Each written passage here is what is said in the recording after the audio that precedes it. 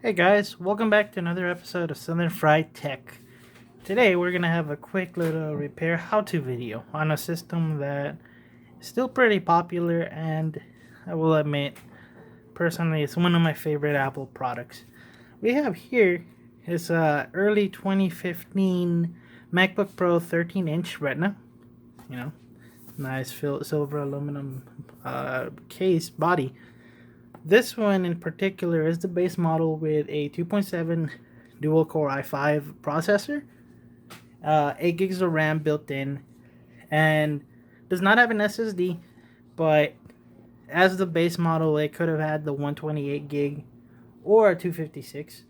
You could also get this as a 2.9 gigahertz or the 3.1, either or with 8 gig or 16 gigs, but again, you'd be paying a bit more. And as far as memory is concerned on this, that is built in. So you, after you bought it, couldn't really upgrade unless you swap out the motherboard. Again, this is the Retina model, and this is different from the earlier ones in that you don't see that MacBook Pro right here. But it's a pretty nice screen, clean stuff, kind of nice, and it does have the anti-reflective, although it's starting to wear off, and it's kind of hard to tell on camera, but you'll have some spots where you can see it, but not really a big deal. Down here we have this, in my opinion, one of the most amazing keyboards. It's just so nice to touch on. It's one of the best keyboards you can get on a modern laptop, and unfortunately you don't really get this anymore since Apple moved over to the new butterfly mechanism keyboard. It's supposed to be thinner, but it's a pain. You get anything really stuck under there, and it'll just ruin your keyboard. And lots of people have complained. And I've previously worked for an Apple repair center, and I can't even tell you how many people would come in with problems based on that keyboard. So amazing keyboard. Which again, this is why it's probably one of my favorite computers. It's just so nice to touch. Down here we have a Force Touch trackpad. It doesn't click when the system is off, which is another telltale about the power issue. It's supposed to do all this fancy Apple stuff. Not really too familiar with it, as my only other product is my 2010 MacBook, and I don't have that. I can't really get into too much detail. Here on the side, we have our MagSafe adapter. MagSafe port, two Thunderbolt ports. These will work as storage. It'll also work. For your USB. It'll also work for your video and Ethernet. Multi-use. We have a USB 3. USB 2. Headphone jack.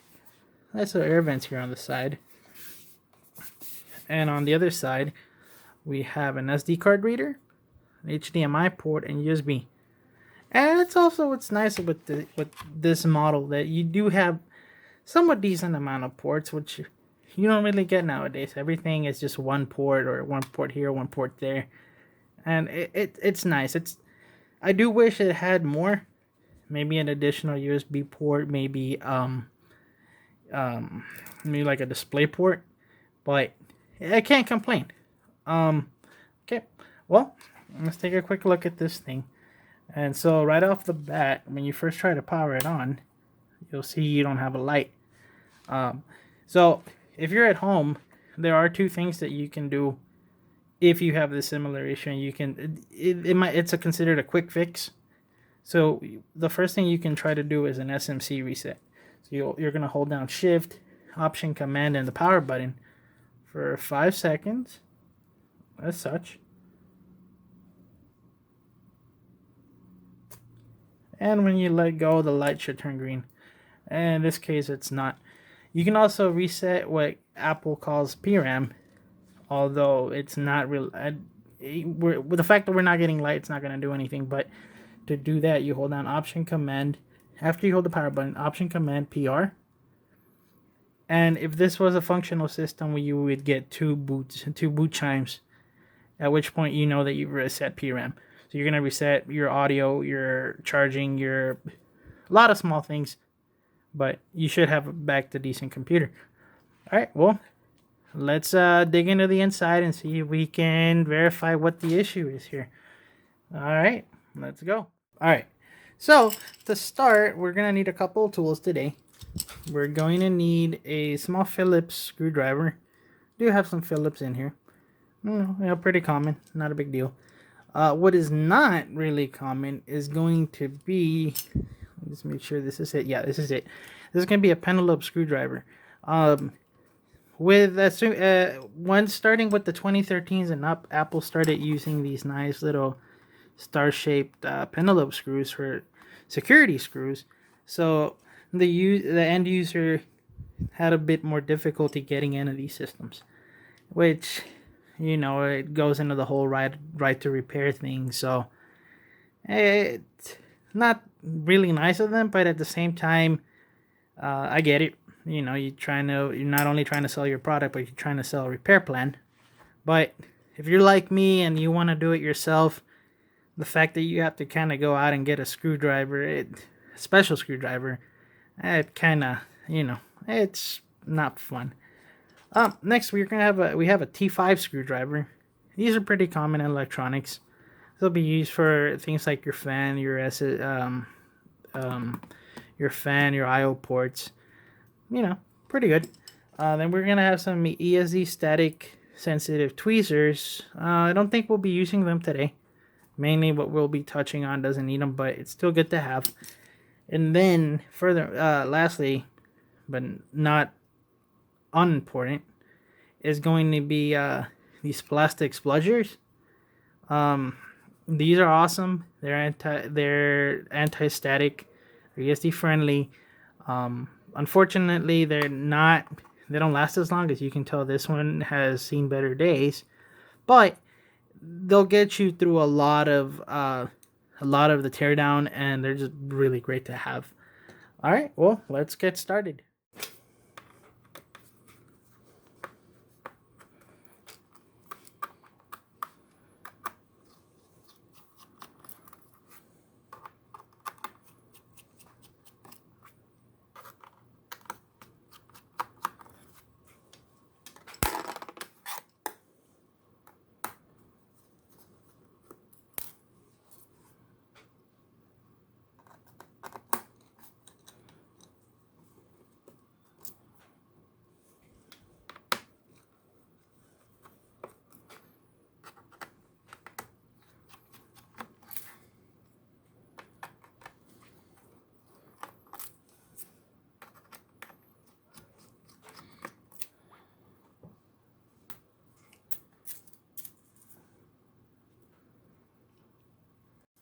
Okay then, so we've removed the 10 little penelope screws. Let's keep them here to the side. One more thing I should add, which is very, very helpful, is to have some sort of tray. So in my case, I'll be using this really nice tray I got from my Fix-It a few years back. Yeah, it is a little dirty. I do use this a lot, but believe me, if you don't have a tray like this, a plate or something that you could easily label your screws, it can be a real lifesaver. And you don't want to go out and get these screws on your own. But to be honest, I don't even think you can. But all right, let's see. So to open this bottom cover is easy. You kind of just pry on the back, and there you go. All right, here we have our look at the inside of the MacBook Pro. All right, so biggest parts here, you have your battery, you have your Force trackpad cable right here. On this model, this does go out a lot. So if you have cases where your system, you can push your power button, system power is on, but neither your keyboard nor your touchpad work, this is going to be the culprit right here. If you're replacing this, you want to be very careful because of the small latches down here. Let me see if I can get that on camera. Yeah, right there. And when you push it in down here, because if you break that, that's it, basically. Here you have your I/O ports and your airport card for your Bluetooth and Wi-Fi. Fan, heatsink. On this system, if it was running and we had it open, this fan will actually only run once the system hits a certain temperature to keep the system quiet. It's kind of a cool feature, but they're not the first to do it. Again, this system does not have an SSD, but if it did, this is where it would go. And again, that would be a 128, 256, or 512. You have your MagSafe charger right here on the side, and your battery connector. I have opened this before, so that's why it's not on here. But normally you would have a little black cover here that would cover this whole port right here. So when you want to troubleshoot these systems, you want to do what's known as component isolation. So you kind of get to the bottom of it, like what the issue is. The easiest thing to do once you're in here, and the safest thing, is to unplug the battery. And at the same time, you want to have a charger ready. So this is safe. You know, there's no, obviously you don't want to touch the end of the charger. You don't want to poke, capacitor or something. But this is relatively safe. So, it's not too dangerous. What we're gonna do is we're gonna take our little plastic spludge here, and we're gonna unplug the battery. We're also gonna rule out if the battery is a bad battery. So, got our charger, plug it in, no light.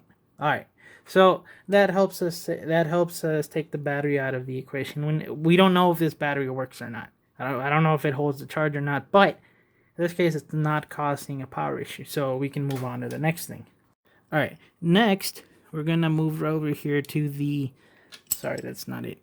We're gonna move here to the. Oh, that is a T5. To the touchpad cable, because we're gonna go ahead and eliminate the top case. So your keyboard, touchpad, and keyboard backlight. All right, so you get these two screws. All right. So, again, this is your Force touchpad cable right here. It just lifts off. So, that's unplugged. If we want to go ahead and test that out now, we can.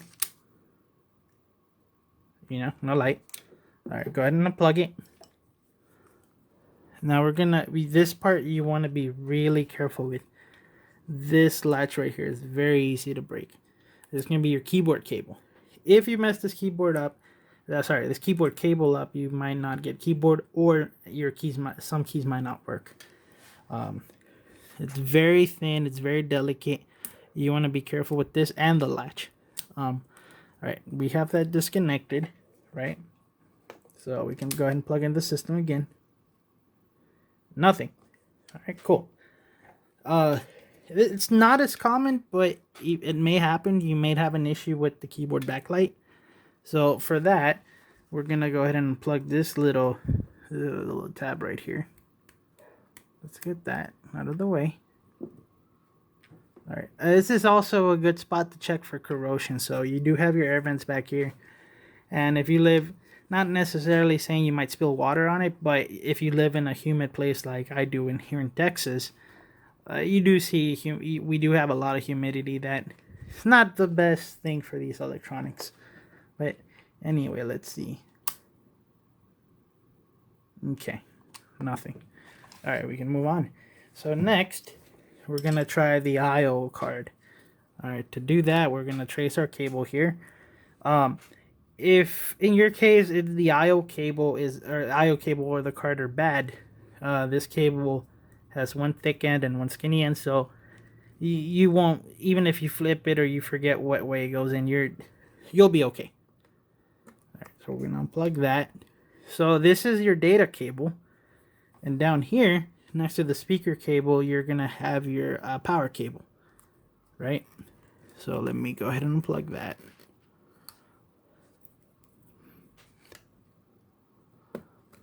All right, it's unplugged.